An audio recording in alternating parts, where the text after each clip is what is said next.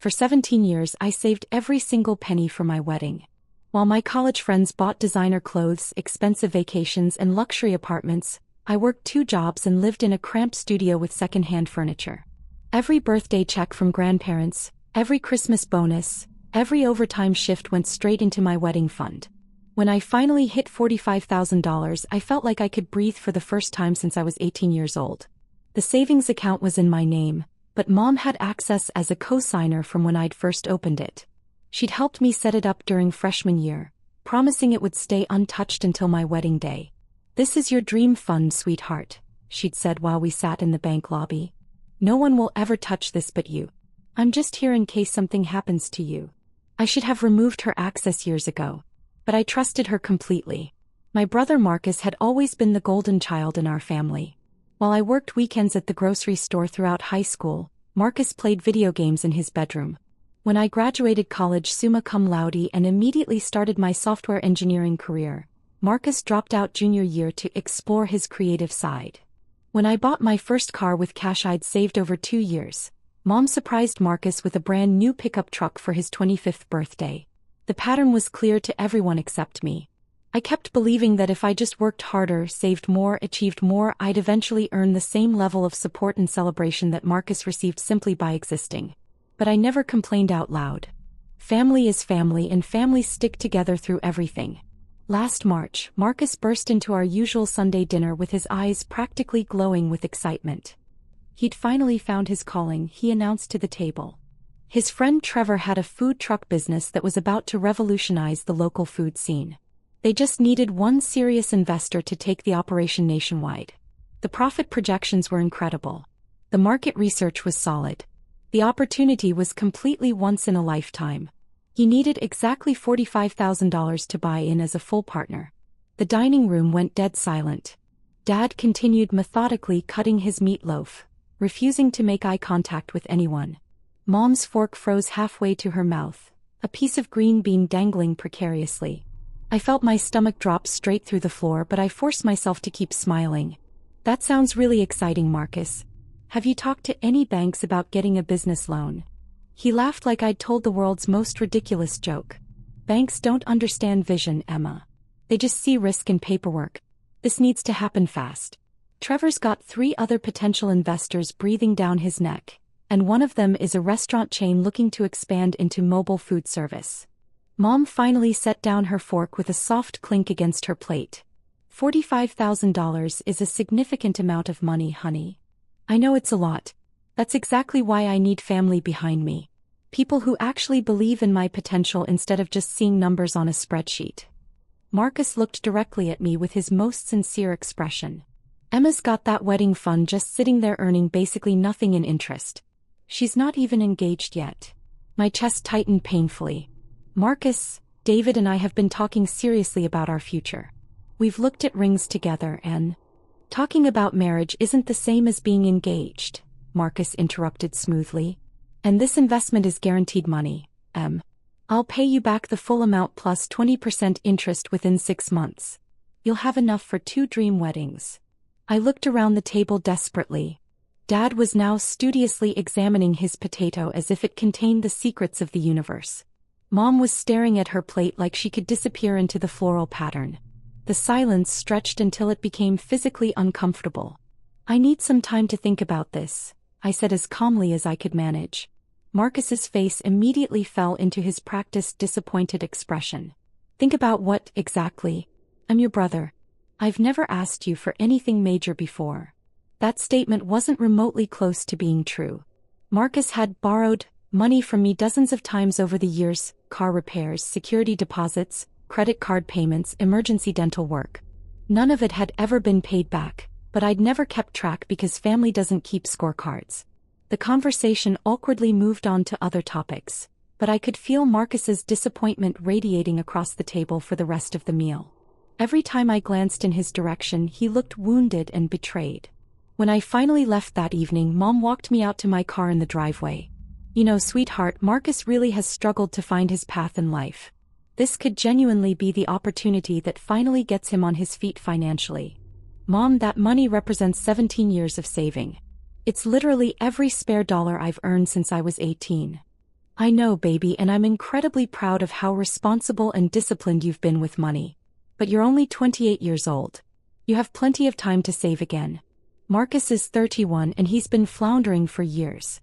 He needs this chance now while he's still young enough to build something meaningful. I drove home that night with her words echoing endlessly in my head. Maybe she was right about everything. Maybe I was being selfish by hoarding money while my brother struggled. Maybe this was what real family loyalty looked like, sacrificing your own dreams to lift up the people you love. 3 days later, while I was in a morning meeting at work, my phone buzzed with a text from Mom. Talked to the bank this morning. Transferred the funds to help Marcus get started. You're going to be so proud of your little brother when this takes off. I excused myself from the conference room and immediately called the bank. Mom was absolutely right. My account balance was now $847.32, just the minimum required to keep the account open. When I called Mom, she sounded genuinely excited and proud.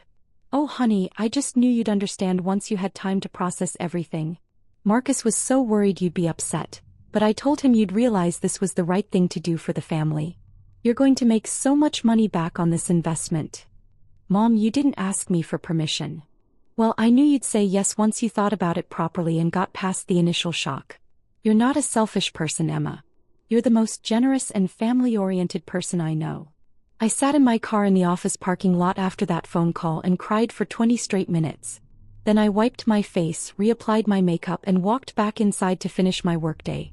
What was done was completely done, and there was no point in creating family drama over money that was already spent. Over the next 3 months, I watched Marcus's social media accounts fill with photos documenting the food truck's transformation.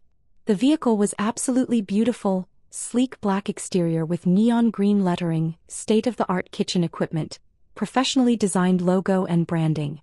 Marcus and Trevor looked incredibly happy and optimistic in every single photo they posted. The grand opening was scheduled for early June, and the local food bloggers were already generating buzz. At our next family dinner in May, Marcus gave me the biggest hug I'd received from him in years. Emma, you are genuinely the best sister in the entire world. This business is going to be absolutely incredible. You'll get your full investment back plus the 20% interest by Christmas, exactly like I promised. I smiled and nodded enthusiastically. What other response was there? But privately, I was starting to panic about my financial situation. David had been talking more seriously about proposal timelines, mentioning that he wanted to plan something special for my 29th birthday in September.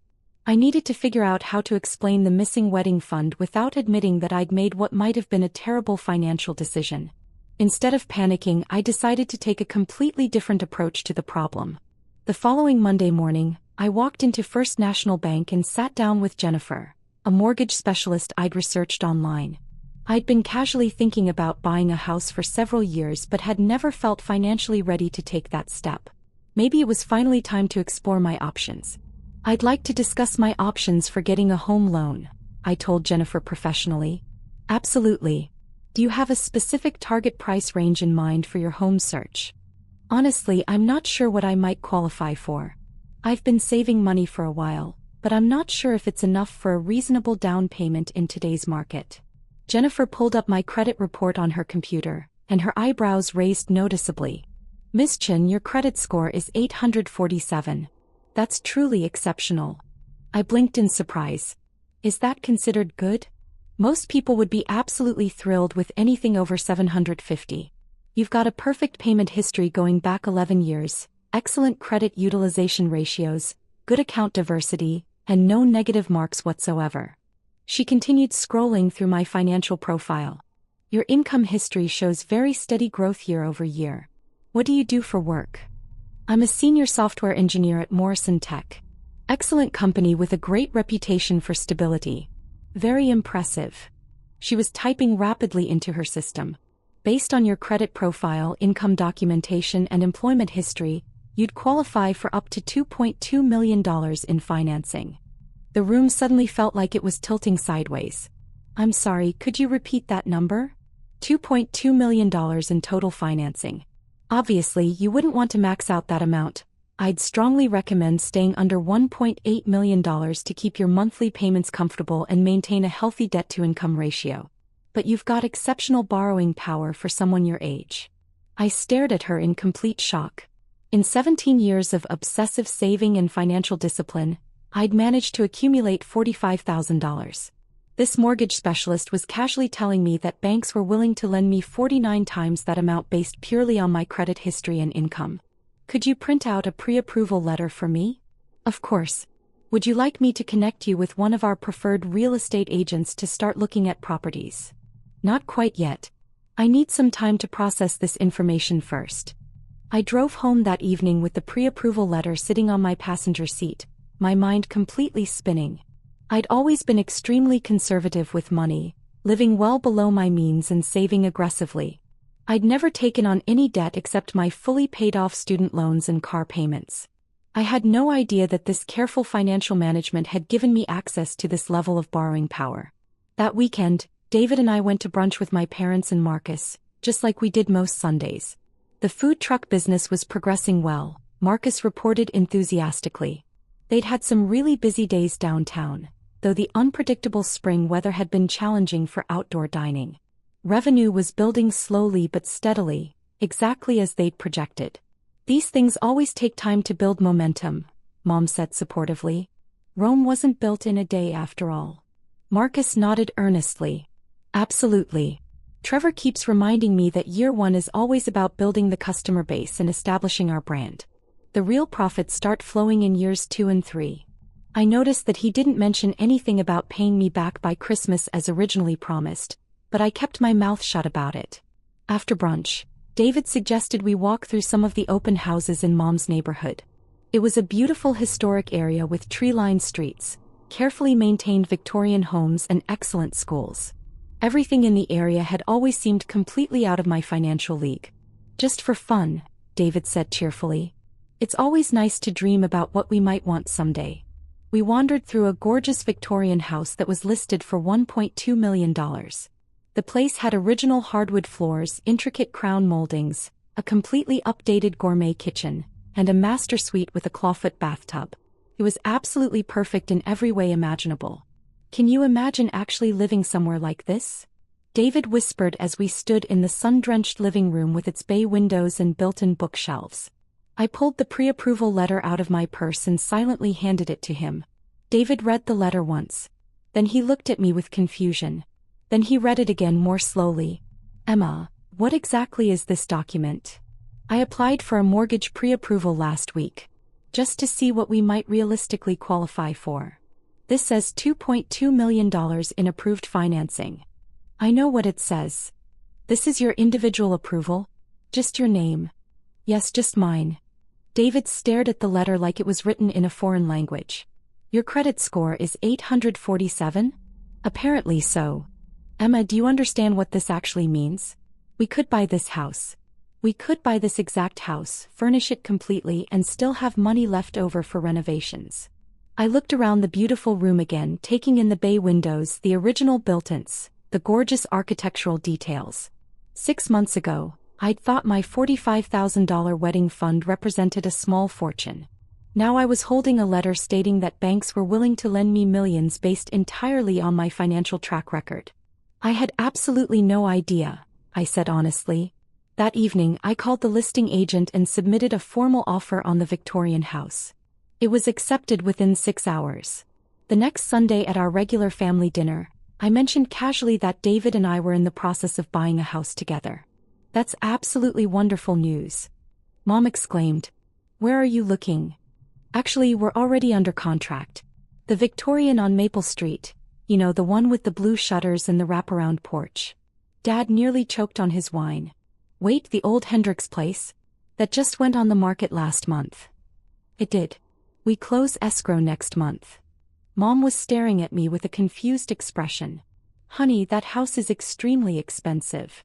The purchase price is $1.2 million, I confirmed. We got pre-approved for the mortgage without any issues. The silence that followed was absolutely deafening. Marcus was the first person to speak. Hold on, you got approved for a $1.2 million mortgage? How is that even possible? Good credit score, stable income, solid employment history. The bank seemed to consider us a very safe lending risk. But Mom looked genuinely bewildered. How will you possibly afford the monthly payments? Those have to be enormous. About $4,800 per month after our down payment. That's well within our comfortable budget range. Your budget? Marcus's voice was getting noticeably higher. Emma, you work at a tech company. Exactly how much money do you make? David squeezed my hand supportively under the table. Emma's been extremely successful in her career progression. But she just gave me her entire life savings 3 months ago, Marcus continued, his voice rising. If she had access to this kind of mortgage money, why did she? He stopped mid-sentence, his face turning bright red. Mom's expression was rapidly shifting from confusion to something much sharper and more calculating. Emma, when you gave Marcus that investment money, you told us it was all your savings. I never said it was all my savings, Mom. I said it was my wedding fund, which it absolutely was. But if you can afford a $1.2 million house, then I clearly didn't need that specific wedding fund to get married, I finished calmly. David and I can have the wedding we want without that particular money. The table fell completely silent again. I could practically see the mental calculations happening behind everyone's eyes. Mom finally spoke, her voice strained. Emma, are you saying that you're wealthy? I'm saying I've been extremely careful and disciplined with my money for a very long time. I live well below my means and save aggressively. The bank considers me an excellent credit risk based on my financial history. Marcus was staring down at his plate. I had absolutely no idea about any of this. Why would you have any idea? We don't typically discuss our detailed finances as a family. But Emma, Mom's voice was getting more strained, if you have access to this much money, why did you make such a big deal about the wedding fund? The question hung in the air like a challenge. David's hand tightened protectively on mine. Because it was never about the money, Mom. It was about being asked for permission before someone made financial decisions with my assets. I pulled out my phone and showed them the real estate listing photos. This is what we're buying. We close on July 15th. You're all welcome to visit once we're settled in. The professional photos were absolutely stunning. The house looked even more beautiful than I'd remembered, and the photography highlighted every perfect architectural detail. Dad let out a low whistle. Emma, this place is practically a mansion. It's a 4-bedroom house with original character. Perfect for the family David and I want to build together. I stood up and kissed everyone goodbye politely. Thanks for dinner, Mom. See you all next Sunday. David and I walked out to our cars, leaving behind a table of completely stunned family members. As we drove away, I noticed Mom's car pulling out behind us. She followed me all the way back to my apartment building. Emma, wait, she called as I got out of my car. We really need to talk about this. I turned around slowly. Mom looked absolutely frantic. Honey, I don't understand what just happened back there. What specifically don't you understand? If you have enough money to buy $1 million house, why didn't you just tell us no when Marcus needed that investment money? I looked at her for a long moment. Because you didn't ask me if I wanted to give Marcus that money. You just took it from my account and told me afterward that I should be proud. But Emma, if you have this much financial resources. Then what, Mom? Then it doesn't matter that you accessed my account without permission? Then it's perfectly okay because I can afford the loss. Mom's face crumpled. That's not what I meant at all. What did you mean exactly? She was quiet for a very long time. I honestly thought you were struggling financially. I thought that wedding fund represented everything you had managed to save. Did you ask me about my overall financial situation before you made that assumption? No, I didn't. Did you ask me if I could afford to lose that money without it affecting my quality of life? No. Did you ask me if I had other savings accounts, investment portfolios, or financial resources? Mom shook her head miserably. So you made a major decision about my money based entirely on assumptions about my financial situation that you never bothered to verify with me directly. Emma, please understand. I was trying to help Marcus build a future. By taking money that didn't belong to you without asking permission from the person who earned every single dollar of it. Mom started crying openly. I thought I was doing the right thing for the family. I thought you'd understand and support Marcus's dream. I felt my chest tighten with emotion, but I kept my voice steady and calm. Mom, if Marcus had come to me directly and asked for an investment in his business, we could have had a real conversation about it. Maybe I would have agreed to invest. Maybe I would have offered different terms or a formal loan agreement. Maybe I would have wanted to review his business plan first.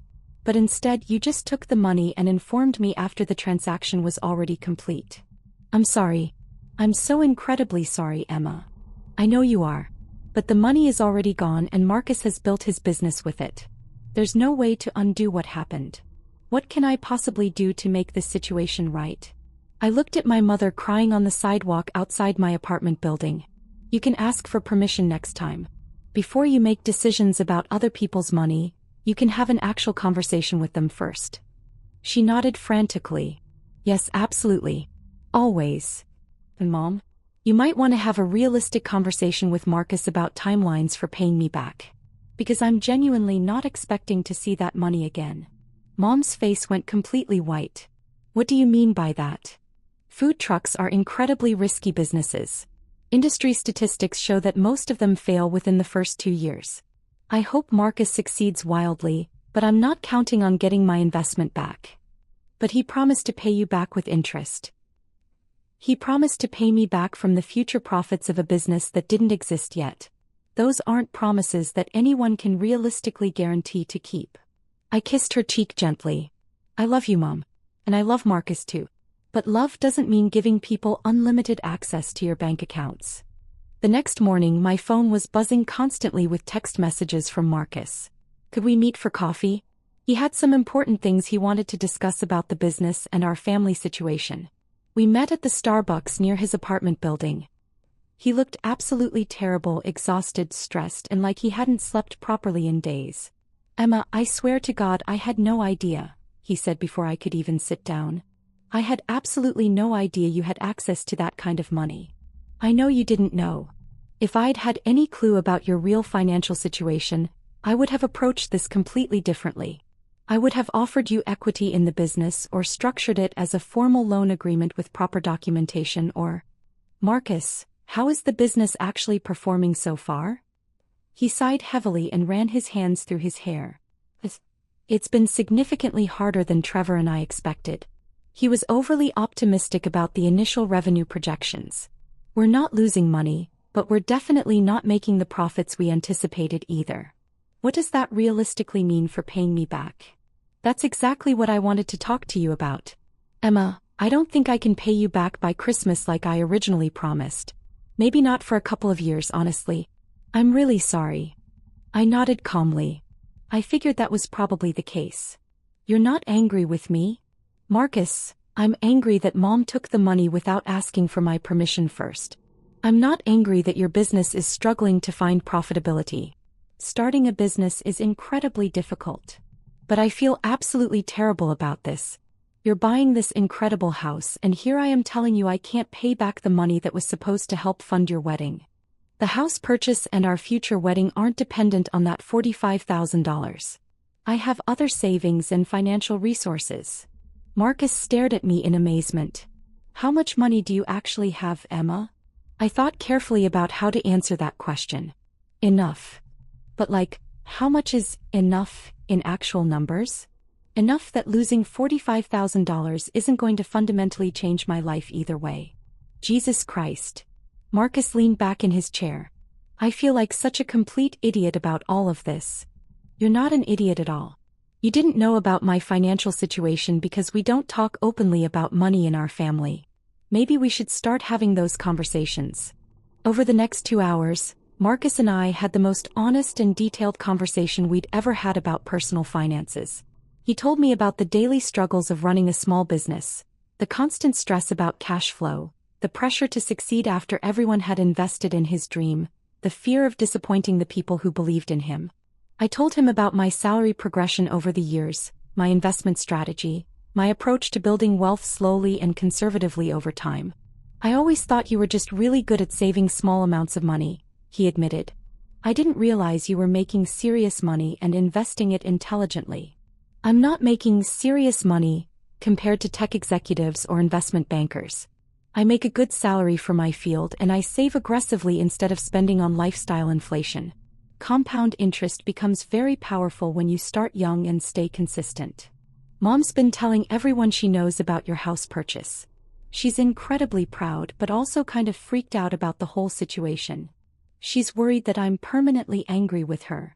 Are you angry? I considered the question carefully. I'm disappointed in how she handled the situation. But I'm not angry in a way that's going to damage our relationship. Being angry would require me to actually need that money for my survival. That's the thing that really gets to me. You're not even upset about losing the money itself. I'm upset about the principle behind taking it. If I had needed that money to pay my rent or cover medical bills, or handle a financial emergency, taking it without asking could have been absolutely devastating to my life. The fact that I can afford to lose it doesn't make the taking itself acceptable. Marcus nodded slowly. I never thought about it from that perspective before. Most people don't have $45,000 sitting in a savings account, Marcus. For most people, that amount represents months or years of financial security. You can't just assume someone can afford to lose their savings, even if they're family. Even when it's family? Especially when it's family. You have to live with the consequences of your financial assumptions for the rest of your relationship. We finished our coffee in comfortable silence. As we got up to leave, Marcus grabbed my arm gently. Emma, I promise I will pay you back eventually. It's going to take longer than I originally thought, but I will make this right. Marcus, here's the thing. I mentally wrote off that money the day it left my account. If you end up paying me back, that's great. If you don't, that's okay. But I don't want this debt hanging over our relationship for years. What do you mean exactly? I mean, don't skip family dinners because you feel guilty about owing me money. Don't avoid calling me because you're embarrassed about the business struggling. Don't let this financial situation ruin our sibling relationship. Marcus's eyes filled with tears. You're a much better sister than I deserve. You're a good brother, Marcus. You're just learning how to be a successful businessman. Those are completely different skill sets. 6 months later, David proposed with an engagement ring that cost more than my entire original wedding fund.